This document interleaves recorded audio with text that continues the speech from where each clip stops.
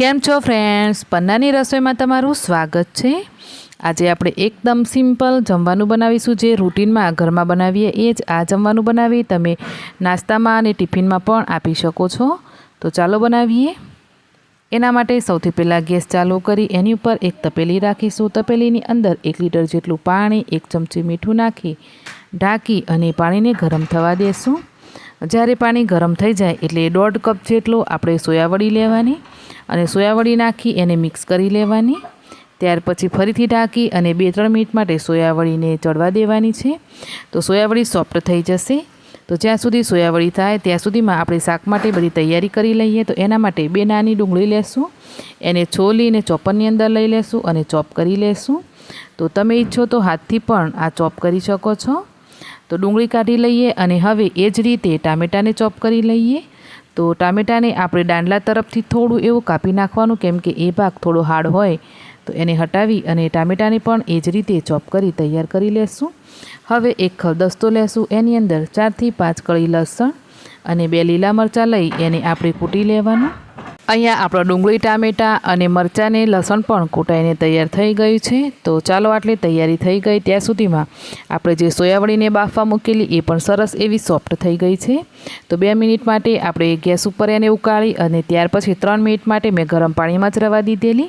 તો 1 લોટા જેટલું પાણી નાખી એને ઠંડી કરી લેશું અને ફરીથી એને 1 લોટું પાણી નાખી અને બરાબર પાણીથી ધોઈ લેવાની। તો સોયાવડીને બાફ્યા પછી 2 વાર પાણીથી બરાબર ધોઈ અને નીચોવી આ રીતે કાઢી લેશું।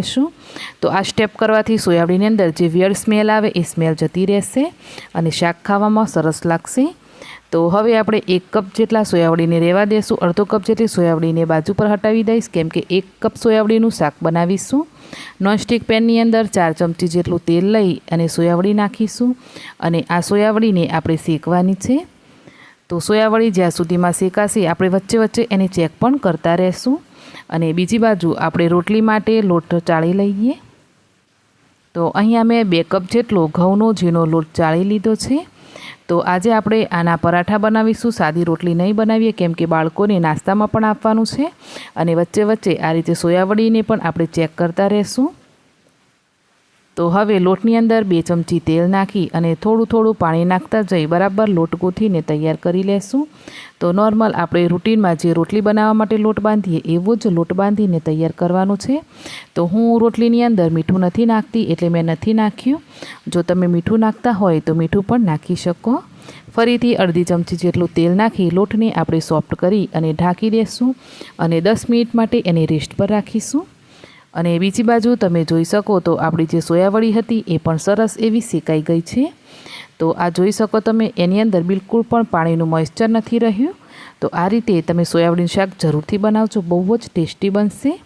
તો હવે આપણે શાકનો વઘાર કરવા માટે કઢાઈની અંદર 2 મોટી ચમચી ભરી તેલ લેશું, 1/4 ચમચી રાઈ, અડધી ચમચી જીરું અજમો અને 1/4 ચમચી હિંગ અને 1/4 ચમચી હળદર પાવડર નાખી અને આપણે જે ડુંગળીને ચોપ કરેલી એ ડુંગળી આની અંદર એડ કરી દેશું। બધી જ વસ્તુને બરાબર મિક્સ કરી અને ડુંગળીને બરાબર સોફ્ટ થાય ત્યાં સુધી ચડવી લેવાની। સાથે જ આપણે જે લસણ અને મરચાંની પેસ્ટ લીધેલી એ 1 ચમચી જેટલી લઈ લેશું અને એને મિક્સ કરી અને બરાબર ચડવા દઈએ। તો 1.5 મિનિટ માટે ચડવા દીધા પછી આપણે જે ટામેટાને ચોપ કરેલું એ ટામેટાં પણ આની અંદર એડ કરી દેશું અને ટામેટાં નાખ્યા એટલે અડધો ચમચી એની અંદર મીઠું પણ એડ કરવાનું। હવે ડુંગળી, ટામેટાં અને આ બધી જ વસ્તુને ઢાંકી અને સોફ્ટ થાય ત્યાં સુધી 1-1.5 મિનિટ માટે ચડવા દેવાનું। તો 1 થી 1.5 મિનિટ માટે ચડવી લીધા પછી ડુંગળી, ટામેટાં સરસ સોફ્ટ થઈ ગયા છે। તો મસાલાઓ કરીશું। તો 1 ચમચી ધાણા જીરું પાવડર, 1 ચમચી લાલ મરચું પાવડર અને 1/4 ચમચી ગરમ મસાલો। તો અહીંયા આપણે હળદર અને મીઠું પહેલાંથી જ એડ કર્યું છે, તો અત્યારે નહીં એડ કરવાનું। મસાલા બળેના એના માટે થોડું પાણી અને અહીંયા મેં થોડા ધાણાના દાંડલા અને ધાણા ચોપ કરીને લીધા છે। બધી જ વસ્તુને બરાબર મિક્સ કરી લેવાની। હવે ઢાંકી અને આ ગ્રેવીને આપણે 2 મિનિટ માટે ધીમા ગેસ ઉપર ચડવા દઈએ। તો 2 મિનિટ ચડવ્યા પછી તમે જોઈ શકો છો કે તેલ બધું ઉપર આવી ગયું છે અને આપણી ગ્રેવી સરસ એવી તૈયાર થઈ ગઈ છે। તો થોડું પાણી નાખી અને આપણે એને મિક્સ કરી લઈએ। તો આપણી સરસ એવી ગ્રેવી તૈયાર છે। એની અંદર આપણે શેકેલી સોયાવડી એડ કરી દઈશું। તો આજે આપણે જે આ સોયાવડીનું શાક બનાવીએ એ રોટલી કે પરાઠા સાથે સર્વ કરવાના છીએ, એટલે આની અંદર વધારે ગ્રેવી નહીં રાખીએ. હવે બિલકુલ પણ પાણી નાખ્યા વગર સોયાવડી એડ કરી 2 મિનિટ માટે ઢાંકી દેવાનું. આ રીતે કરવાથી સોયાવડીની અંદર બધા જ મસાલાઓ જશે અને સોયાવડી ખાવામાં બહુ જ સ્વાદિષ્ટ બનશે. ફરીથી આપણે એની અંદર જેટલી ગ્રેવી જોઈએ એટલું પાણી નાખી અને એને મિક્સ કરી લઈએ. તો અહીંયા તમને કોઈ પણ મસાલાઓ વત્તા ઓછી લાગે તો તમે આ ટાઈમે એડ કરી શકો. મને થોડું મીઠું ઓછું લાગ્યું તો મેં મીઠું એડ કર્યું છે અને એની બરાબર ઉકાળી લેવાનું. છેલ્લે લીલા ધાણા નાખી અને આ શાકને સર્વ કરવાનું. તો અહીંયા આપણું એકદમ સિમ્પલ મસાલાઓથી સિમ્પલ સ્વાદિષ્ટ સોયાવડીનું શાક બનીને તૈયાર છે. એને સાઈડ પર રાખી દેશું અને હવે બનાવીએ પરાઠા. તો પરાઠા બનાવવા માટે એક નાની સાઈઝની લોહો લેશું, એની રોટલી વણીશું અને એની ઉપર ઘી લગાવવાનું. ઘી લગાવી એને ત્રિકોણાકારમાં ફોલ્ડ કરી અને કોરો લોટ લગાવી ફરીથી એને વણી લેશું. અને આ રીતે આપણે એકદમ નાના નાના પરાઠા બનાવીને તૈયાર કરીશું.